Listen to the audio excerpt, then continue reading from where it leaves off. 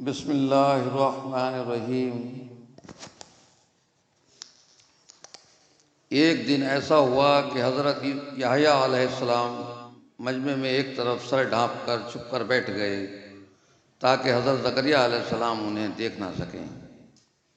حضرت زکریا علیہ السلام آئے اور حسب معمول واز شروع کرنے سے پہلے لوگوں سے پوچھا کہ تم میں حضرت یحییٰ علیہ السلام تو نہیں بیٹھے؟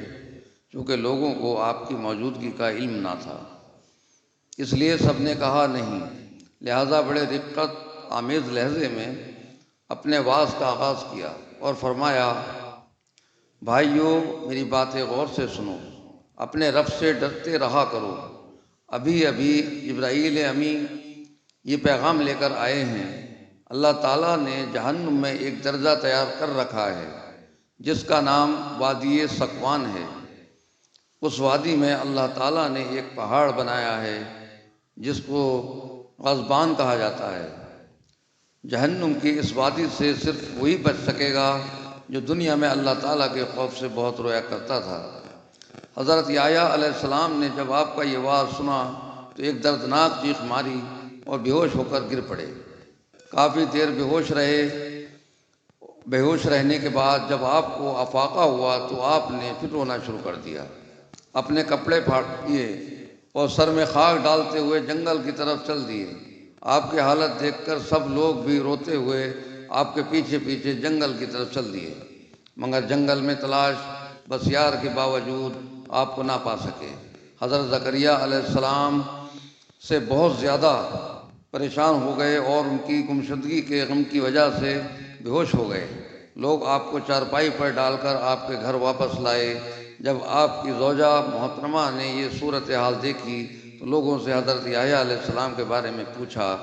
لوگوں نے ان کو سب کچھ بتا دیا جس سے ان کی آنکھوں میں بھی آنسو آ گئے اور حضرت یحییٰ کے والدہ نے یہ بات سنی تو صبر نہ کر سکیں، اپنی لاٹھی اٹھائی اور یحییٰ علیہ السلام کی تلاش میں نکل پڑیں۔ آپ کی والدہ 3 دن تک مسلسل آپ کو تلاش کرتی رہیں مگر آپ نہ ملے۔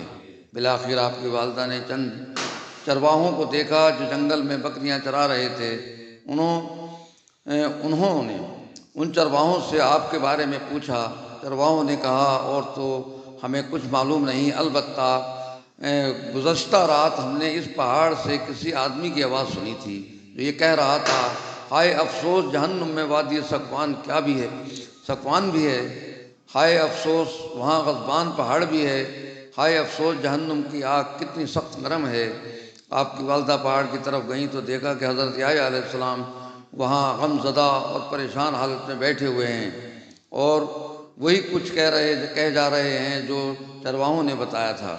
انہوں نے آپ کو اٹھایا اور سینے سے لگایا اور پھر ساتھ لے کر واپس گھر کی طرف لوٹ آئیں۔ گھر آ کر آپ کی والدہ نے جو کی روٹی اور گوشت آپ کے سامنے رکھا، وہ کہا، بیٹا اللہ تعالیٰ نے ماؤں کو اولاد پر جس حق کی قسم اٹھائی ہے، میں تجھے اسی کا واسطہ دے کر کہتی ہوں کہ میری بات مان جا، یہ کھانا کھا لے اور کم از کم آج کی رات ہی آرام کر لے، یہ بوسیدہ کپڑے بھی اتار دے۔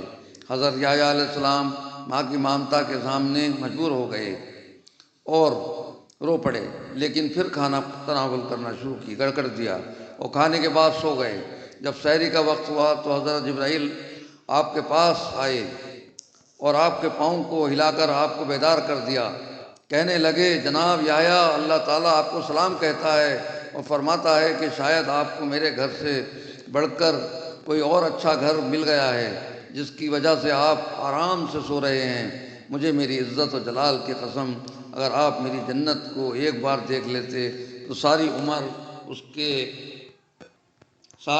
اس کے شوق میں ہی روتے رہتے، اور اگر آپ میری تیار کی ہوئی آگ کو دیکھ لیتے تو اس کے خوف سے آپ کی ہڈیاں پگھل جاتی۔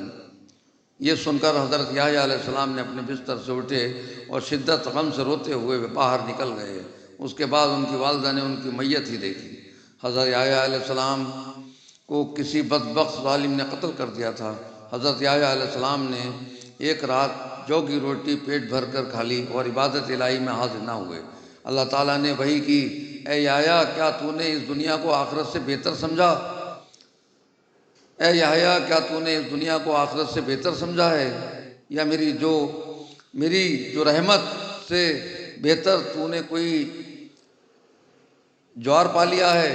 مجھے عزت و جلال کی قسم، اگر تو جنت الفردوس کا نظارہ کر لے اور جہنم کو دیکھ لے تو آنسوؤں کے بدلے خون روئے، اور اس مرقع کی بجائے لوہے کا لباس پہنے۔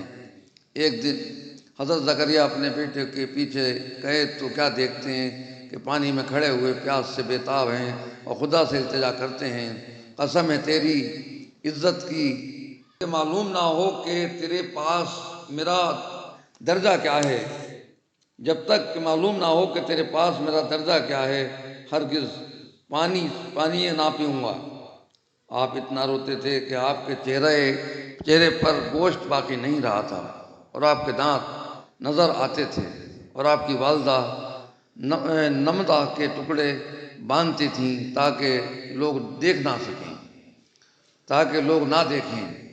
یہ تھا خدا کا خوف و خدا کی محبت۔ یہ آج دیکھیے آج کیا ہو رہا ہے کہ ذرا سا بھی کسی کو فکر نہیں، کسی طرح کی فکر نہیں ہے، دن بھر الٹے سیدھے کام دھندے جھوٹ سچ بولے جا رہے ہیں، اور اللہ کا دل میں ذرا سا خوف نہیں ہے، حرام کی روزی کی تلاش، سود بیاج کا کام کر رہے ہیں۔ انہیں چاہیے کہ یہ اس طرح کے واقعے سنیں جو کہ احساس کے ہوگا کہ اللہ کا خوف کیا ہوتا ہے، اور اللہ کا خوف کرنے والے سے اللہ تعالیٰ خوش ہوتا ہے۔ آمین باقی سید المرسلین صلی اللہ تعالیٰ علی خیر خلقہ سیدنا محمد و آلہ و صحبہ اجمعین برحمتک یا ارحم الراحمین۔